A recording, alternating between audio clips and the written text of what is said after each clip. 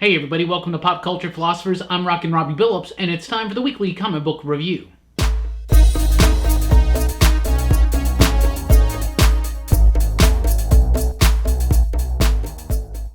That's right, thanks for joining us here at Pop Culture Philosophers. I'm Rockin Robbie Billups. This is the weekly comic book review. It is the show where I read a lot of comic books, and I'll let you know what I thought about them. But before we get into that, I gotta give a big shout out to Alex Inkster. He's been supporting us over at Patreon for a good long while now. Alex, thank you so much. This video is dedicated to you and to all of our other homies over there at Patreon. And if you want to join Alex and the others in our support of this channel, you can do so at patreon.com/PCP. But let's get right into it with the pick of the week. This week's pick of the week, Little Bird #1. No surprise there. If you've been following this channel, if you follow me on Twitter, if you follow us over at the PCP Army on Facebook, you know that we've been super pumped for this book. I got an early look a little bit ago, and it just blew me away. One of the best first issues I've ever read. This is the first part of a 5-part miniseries from Image Comics, and writer Darcy Van Poelgeest, artist Ian Bertram, colorist Matt Hollingsworth, and letterer Aditya Bidikar, and it's absolute top-notch perfection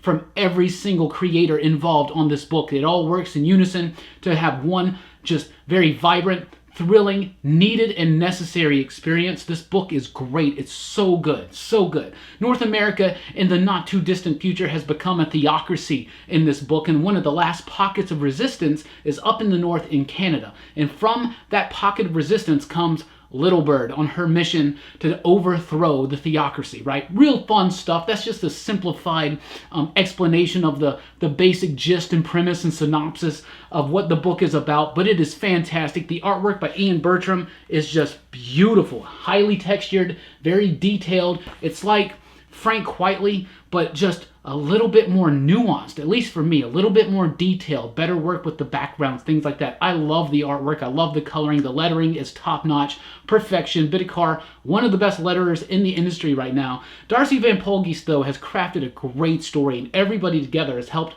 turn this story into such just an excellent experience for a comic book. It's direct, it's violent, but it's also subtle and filled with meaning and nuance. I absolutely love this book. I highly encourage you to check it out.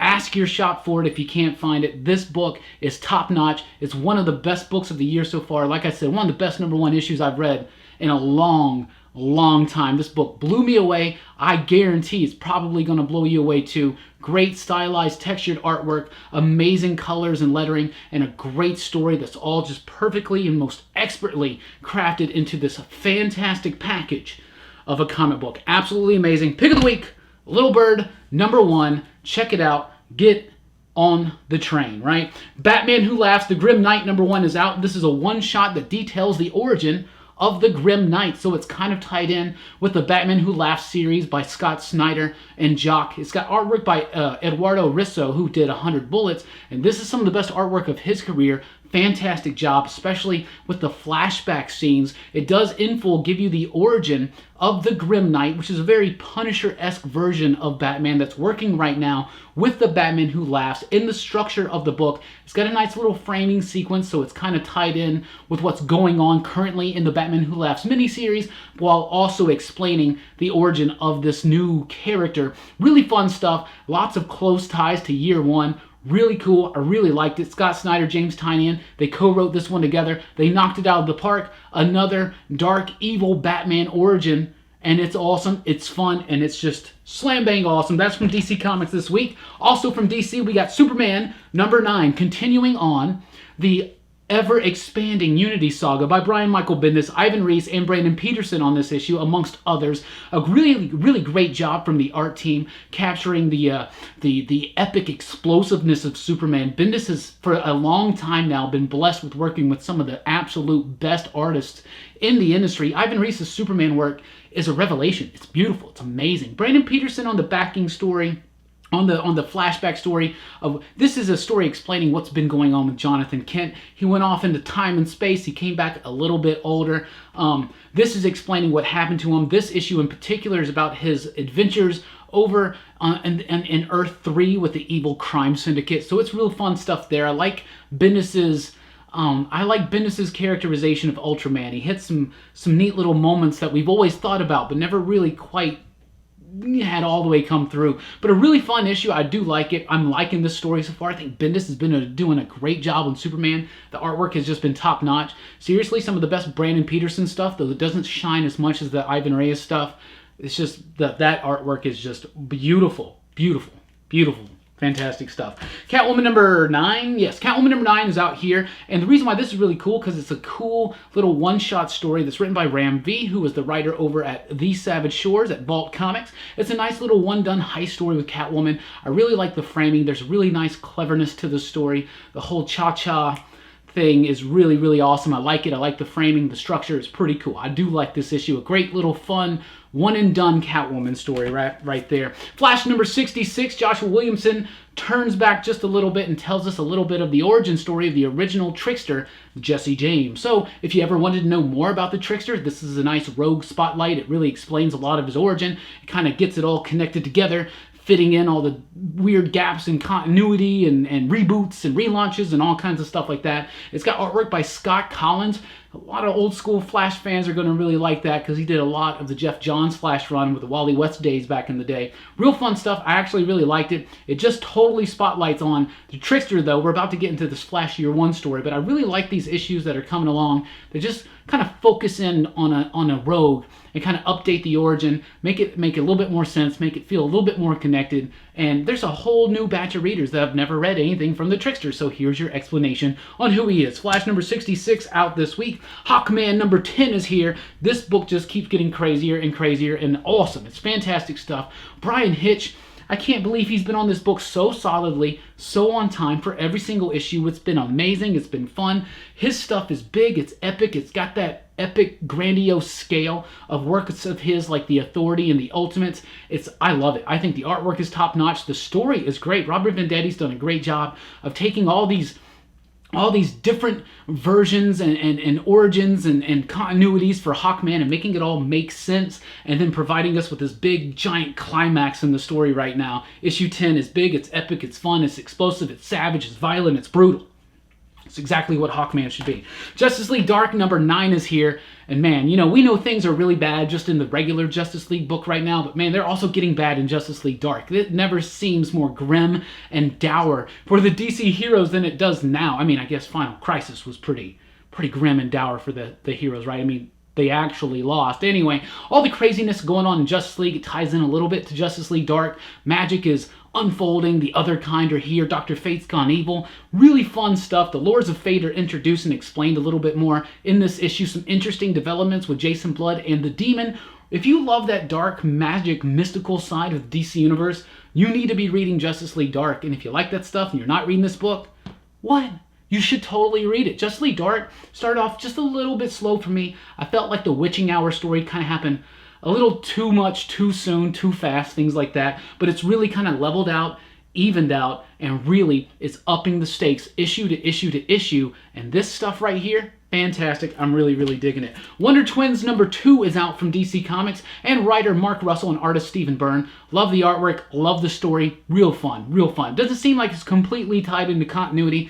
Not that that matters, but it's a nice tribute to who the Wonder Twins were in that Super Friends cartoon. It is set in a version of the DC Universe. That doesn't bother me. I love this book. I think it's fun, and Mark Russell is doing this really fun, funny, tongue-in-cheek story with the Wonder Twins, because what else are you expecting? Are you expecting something really serious and gritty and grimy for the Wonder Twins? Now, someone's gonna do that one day, but anyway, this is bright, it's funny, it's poppy, and he uses this story as a way to like talk about some things that are a little bit relevant to him in this issue in particular about the prison system. Really like the way that Mark Russell can take that satire, that satirical approach, talking about current issues and talking about like things that he wants to talk about, but does it in such a fun, boisterously awesome, only in a comic book type way. Real fun stuff. I'm loving Wonder Twins right now. Cover number 6 is here. It's the final issue.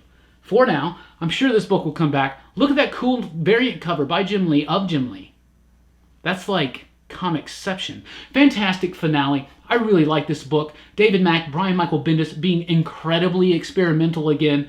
I mean, David Mack's always incredibly experimental, but Bendis right there along with him. Real fun stuff. It's about a comic book artist who becomes a spy. because he's able to go across the world to all these conventions, so it's a perfect cover to be a spy. It's kind of like Confessions of a Dangerous Mind, but for the comic book world. Lots of references about the industry, about the inner workings of the industry, about the creators themselves, and just a cool little spy story, but overall, an incredibly awesome experimental comic, really moving forward sequential storytelling even further. David Mack is just an expert at what he does. No page is the same. Striking design, excellent composition, beautiful colors when there are colors there. It is seriously a mix match of so many styles, but it all works together. That's what David Mack does. And when Bendis is there along for the ride, you got that great Bendis-y dialogue, big giant, just tons of word balloons that just flow and crackle and just with so much energy and dynamic form. Fantastic words, fantastic images, and a fantastic book together. And that cover of Jim Lee drawing himself. It's pretty dope. From Marvel, we've got The Magnificent Miss Marvel #1. It's a relaunch of Miss Marvel, continuing on her adventures with a new writer, Saladin Ahmed, who in his first issue does such an excellent job of continuing on the legacy and the stories created by G. Willow Wilson. Kamala Khan's a great character, Miss Marvel. We know that eventually she's going to be popping in the MCU now that Captain Marvel's been making some money. By the way, I loved it. If you want to check out the movie review, me, Brooks, and Jelani talking about it, check it out. It's on the channel right now. Magnificent Marvel, Miss Marvel #1, though, was an excellent first issue. It was just a great reintroduction to the character. It's a great introduction to the character. If you've never read Miss Marvel, you can start here. They fill you in on some stuff, some big developments happening here. Great artwork too. Really did like the artwork by Minkyu Jung and Juan Blasco, Ian Herring. The whole team did a great job. Real fun stuff, great composition, great artwork, very funny. Kamala Khan is just such a great character. She's vibrant, she's responsible.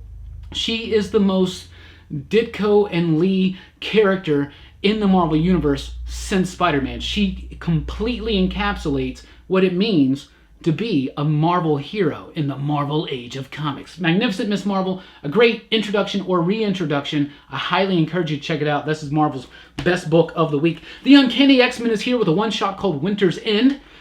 This is basically an Iceman-focused story that really does kind of backtread a little bit on the terribly done outing of Iceman. Like, I love the idea that Iceman is out and he's who he's supposed to be, but the way it was handled, it felt like Jean kind of forced him into it, kind of picked it out of his brain and kind of bullied him into coming out before he was actually ready and before it was his choice to do so. So it kind of addresses that. That was my favorite thing about this. Otherwise, it's kind of forgettable, to be honest with you. The Amazing Spider-Man is here with an extra size number 17 with all artwork by Humberto Ramos.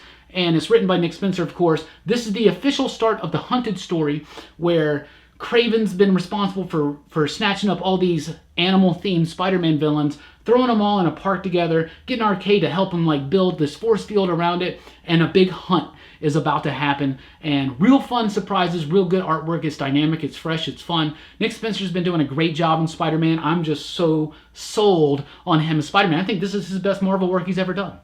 Right here in The Amazing Spider-Man. I like a good Kraven story, and sometimes, ever since they brought Kraven back, it feels like, maybe you shouldn't have done that. Kraven's Last Hunt was like one of the best Marvel comic books of the 80s, and right? Absolutely, right? Why are you gonna, like, when they bring it back, this works. This works so much for me. Just like the Grim Hunt before it, I really like it. High stakes, real fun, Spider-Man type stuff. There you go, check it out. So let's enter now the Age of X-Men. We have Apocalypse in the Extracts. It's exactly what it looks like. It's a lovey-dovey. It's like seriously like a love child, hippie apocalypse, like psychedelic apocalypse. It's awesome. It's great. In the Age of the X-Men, right? The X-Men are this like, it's a mutant utopia, but there's all kinds of things. They're not allowed to love. They're not allowed to couple. They're not allowed to touch. They're not allowed to do things like that, right? They're not allowed to express themselves through many varieties of human and mutant activity. Apocalypse and his band of the Extracts, they're fighting that. They're just like, let's just love one another. And it's really crazy to see Apocalypse like that. This issue is okay. It's not the greatest. It's okay. It's not the best parts of the Age of X-Men, but I really like this weirdly compelling interpretation of Apocalypse, especially when you read Marvelous X-Men, which is also out this week. Marvelous X-Men #2 from The Age of X-Men, Enter Now. The Age of X-Men. This book was really, really cool. A great cover. I think Marvelous X-Men is really good. Prisoner X, Marvelous X-Men, and Next Gen were my favorite 3 so far from the Age of X-Men books. The second issue keeps it going. Stakes getting raised. I really like the X-Men in this new world, this new vision, and I really love this version of Apocalypse. And it's just really, really cracks me up. I just think it's really fun. I'm liking Age of X-Men so far. X-Force number 4 wraps up the first story arc, and it really, really has some big moments in it. Big moments. They promised big moments. They gave us some big moments. Absolute huge moments. I'm really liking this book. I'm kind of up and down on it on the first few issues, but issue 4 was a solid wrap-up to the first arc and setting up what's to come. We know what Kid Cable's really after right now. We know what the end game's going to be. I'm really liking it, and I'm loving the idea of Kid Cable learning lessons from Domino that she learned from Old Man Cable. How cool is that? That's really neat. Dylan Burnett's really coming over for me on the art. I really like his artwork. It worked so well for something like Cosmic Ghost Rider. I thought that X-Force wasn't the type of book that maybe people were going to want that kind of artwork on, but I'm telling you what, 4 issues in, Brisson and Burnett and the rest of the team, they've completely gelled. It's working, it's flowing, stakes are high, it's X-Force, it's big. There's some big stuff happening here. You want to check it out, absolutely. Avengers No Road Home, number 5. This book has been okay. It's been okay. You know, I almost gave up on it, but then we know that Conan's going to be showing up in this book at some point. So you might want to check that out if you're interested in that. But No Road Home, it's been all right. It's been a little bit forgettable. It's okay. It's kind of a typical, fun, classic feeling Avengers story, but it's nothing that really stands out to me. The last issue I really did like because it kind of explained the origin of Nyx, and I thought that made a lot of sense, but then we go back to the Avengers in here, and it's okay. It's okay. It's okay. But, you know, Conan's going to be showing up at some point soon. We know for sure in the next issue. Maybe you want to check that one out. Punisher number 9 is out this week. Matthew Rosenberg seems like he's having a lot of fun writing Punisher. I hope he's having as much fun writing this as I am reading it. Ever since he donned the War Machine armor and all the chaos that's ensued because of that, and now he's still dealing with the ramifications, namely being captured and imprisoned by Neo Hydra and Baron Zemo. But it's done so fun, so well. In the last issue, Punisher just causes a prison breakout, and now he's after Baron Zemo. It's fun, it's dark, it's Punisher. I mean, what more can you want, right? It's not super, super deep. It's Punisher killing a bunch of criminals. And that's basically what a Punisher book should be for like 95% of the time. Dead Man Logan number 5 is here. Ed Brisson, we were talking about him on X-Force. He's really good at these like great, just like murk, the gritty side of the X-Men universe. Dead Man Logan's great, continuing the Old Man Logan story.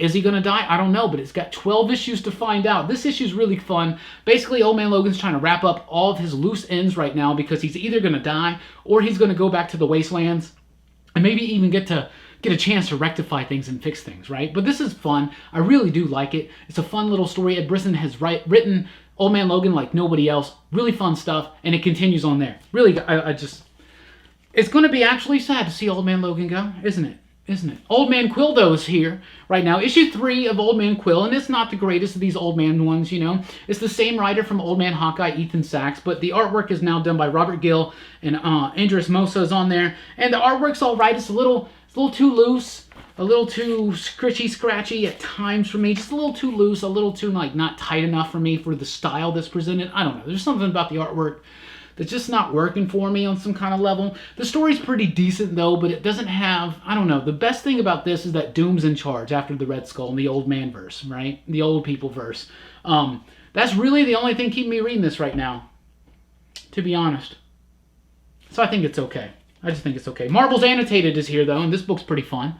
It's basically Marvel's, you know, the Kurt Busiek, Alex Ross classic that we all know and love, but now it's got like script bits and little art bits and extra little things, and it's got full scripts, and it's a real nice thick package. If you love Marvels, it's an excellent celebration of that book. If you've never read Marvels, it's a good chance to check it out, though it'd probably be cheaper just to get the trade and see if you actually want to invest in these $8 issues of Marvel's Annotated. I would say if you're a fan of Marvels, you absolutely want to, because I love seeing the behind-the-scenes type stuff. Star Wars Age of the Republic, the final Age of the Republic one-shot before we go into Age of Rebellion next month. It's General Grievous. This is the one I've been looking forward to the most. It's very fun, very quick, very fast issue, but great artwork by Luke Ross, a decent script by Jody Hauser.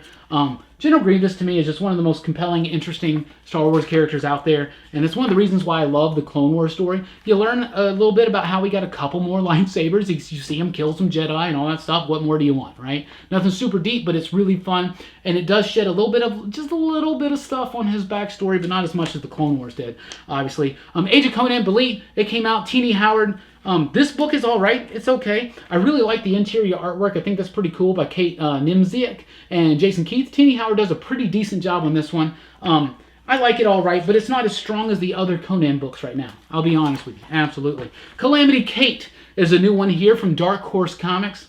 This book is awesome. It's written by Magdalene Visaggio. It's got artwork by Corin Howe, Valentina Pinto, and Zach Sam round out the rest of the team. I really like this book. Calamity Kate is a woman who is just recently going through a divorce, so she decides to head out west, shack up with an old friend, and kill monsters, slay monsters, because LA's got a major monster problem, and Calamity Kate is there to take care of it, meanwhile ignoring her own inner turmoil and personal issues. Really fun stuff. Visaggio is one of my favorite writers in the industry right now. I think she's doing fantastic work. Like I said about the artwork, I love it. It was fun. This whole issue was fun. It was vibrant. It was energetic, and it was great. It's really cool story, really cool characters, and a great setup. And seriously, this your sleeper hit of the week. Don't miss it. Calamity Kate. And if your shop doesn't have it, ask them for it. Absolutely. Assassination #1 is out from Image Comics this week, and it's all right. It's okay. It's not as good as maybe I thought it might be, but it is basically what the title will make you believe. It's about all these assassins. There's a ranking of assassins, like a top 20, and then this one dude hires them all to protect him because someone's trying to kill him. So you're going to hire the top 20 assassins in the world to protect you from a big bounty on your head? Yeah, that sounds like a good idea. It's a pretty decent story with decent artwork, but overall it just wasn't something that super grabbed me. There's a new Transformers #1 out this week from IDW Comics, so it seemed like it was going to be a bold new era, a fresh start for Transformers, so I wanted to check it out, and it's all right. It's pretty decent. I love the artwork, in particular the coloring. The coloring by Joanna LaFuente is absolutely gorgeous. The coloring in this is amazing. What this is, though, basically, is it takes all this stuff that's been going on in IDW, Transformers. They've been just building this whole world, right? And it can feel confusing and lost. But what this does is it focuses all the way back before all of that, back in the early days of Cybertron, when Orion Pax and Megatron were still kind of a little bit of buddies. Well, just a little bit. But it was interesting. It was cool. It's a nice little take on Transformers. I've never seen too much about that era of the Transformers, so that was neat. Like I said, I loved the coloring. The artwork's pretty solid. Transformers #1 out this week. Also out this week, the Goon #1. That's right, the Goon returns with a brand new #1, and it was great. I haven't read the Goon for years, so I've missed a lot, but it was a great reintroduction, just like the Magnificent Miss Marvel from Marvel Comics earlier.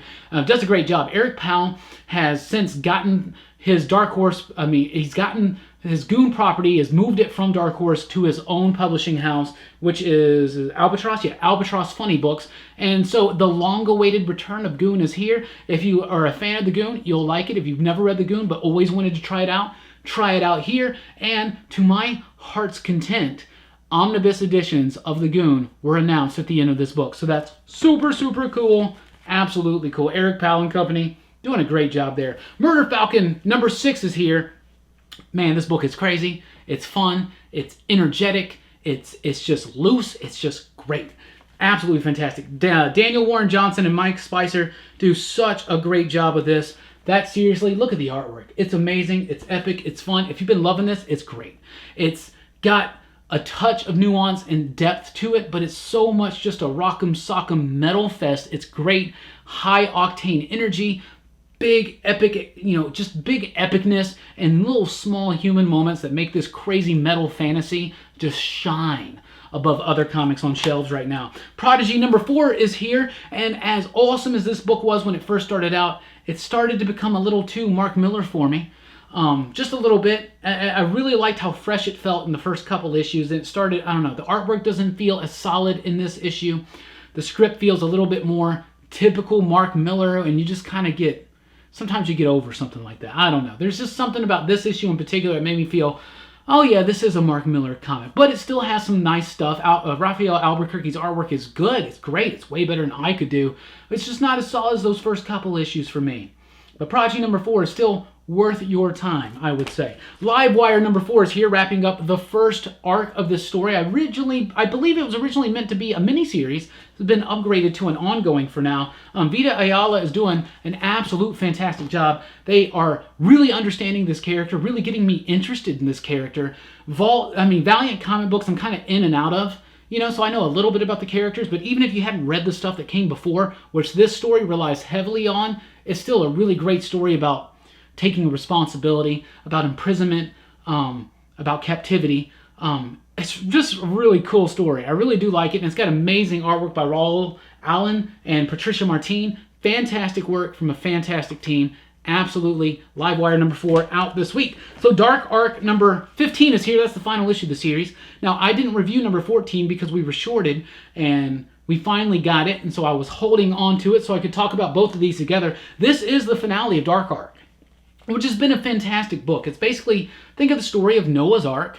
It was an ark, right? You know, sent by Noah, and God told him to build an ark, and he would flood the earth, and it would save, 2 of each animal. But what if there was an arc for monsters and for Satan's number 1 guy? And that's what this book is. A really satisfying conclusion, albeit a very quickly got-to conclusion. I really feel like this book could have used 2 to 3 more issues to help us really feel the epic scale of it. But that being said, I'm really excited to sit down and reread through all 15 issues of this awesome book written by Cullen Bunn with amazing artwork by Wando that's just been fantastic each and every issue, and great vibrant colors. Look at the colors, look at the covers. The colors on the cover are the same on the inside. Buffy the Vampire Slayer number 3 is here. It's a really nifty reimagining of Buffy the Vampire Slayer set in 2019. So they're able to take out some things that didn't really age so well. They're really able to kind of throw in some things that were going to happen eventually, fix some things. They're really doing a good job. High energy comic book. Dan Moore on the artwork. Jordi Belaire's writing this. She's doing a great job. She understands those characters, their voices, who they are. My only complaint right now is that 3 issues in, feels like we're really getting too far ahead of ourselves with some things. Really feels like a lot to get set up. But it basically seems like the point of this first arc is to build the whole world of Buffy as quickly as possible. And to me, it really feels like maybe we could have done it at a slower pace. That's how the show did it. Now, obviously, maybe they won't have 7 years, obviously, on this book. We'll see what happens. I would love to see them continuing to make this book because it is cool. And I really like the changes. I really like the new approach. I really like the modernization of it. But it just feels like they're trying to put too much in there too soon so that after the first arc, they can just write what they wanted to do with Buffy. I don't know. That's my only thing. Otherwise, love it. Great artwork by Dan Moore, too. Go Go Power Rangers is here. Issue number 18. Big revelations about the history of Zordon and Rita and the Dragon Coin. That's right, the Green Ranger's power source. Big revelations about that. Big revelations about Alpha 5. And now we've come to find out that Alpha 5 is called Alpha 5 because there was probably 4 people before him. 4 alphas, right? Really cool stuff. If you're a fan of Power Rangers, they expand the lore and the mythology so much in Go Go Power Rangers. Ryan Parrott's been doing a great job on here. He's about to jump over to Mighty Morphin Power Rangers when the Beyond the Grid story wraps up. And he's going to be introducing the White Ranger era of Power Rangers. So that's going to be really cool. If you're a Power Rangers fan, check it out. Really fun stuff. Very high energy. And like I said, adding new elements to the mythology of the Power Rangers. So that's what I read this week. That's what I thought about it. Definitely encourage you to check out Calamity Kate and Little Bird number 1. Fantastic new issues out this week. And if you want that superhero fare, Magnificent Miss Marvel should be your bag. Thank you guys so much for checking out the video. Please do like, share, and subscribe. And join us at popculturephilosophers.com for podcasts. And the podcast is returning in May with superhero movies. So thank everybody so much for rocking with us. I'm Rockin Robbie Billups. Keep on reading.